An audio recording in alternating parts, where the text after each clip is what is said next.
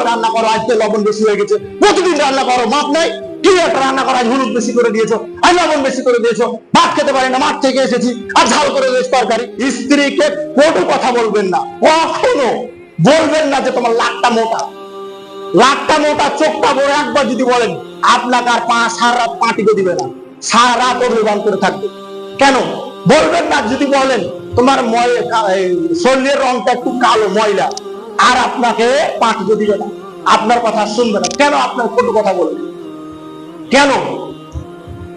ভাত রান্না প্রতিদিন করে, একটু তরকারিটা একদিন লবণটা একটু বেশি হয়ে গেল, এই জন্য আপনাকে এটা নিয়ে গন্ডগোল করতে হবে, এটা নিয়ে মারামারি করতে হবে? হ্যাঁ, কিভাবে রান্না করো, আজকে লবণ বেশি হয়ে গেছে, প্রতিদিন রান্না করো, মাপ নাই, কি একটা রান্না করা, হলুদ বেশি করে দিয়েছো, আর লবণ বেশি করে দিয়েছো, ভাত খেতে পারি না, মাঠ থেকে এসেছি, আর ঝাল করে দিয়েছো তরকারি।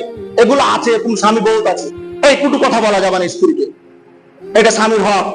হতে পারে প্রতিদিন রান্না করছে, একদিন হয়তো একটু লবণটা বেশি পড়ে গেল, করতে পারে, স্বাভাবিক, হতে পারে, আপনাকে মেনে নিতে হবে। কটু কথা কখনো স্ত্রীকে বলা যাবে না।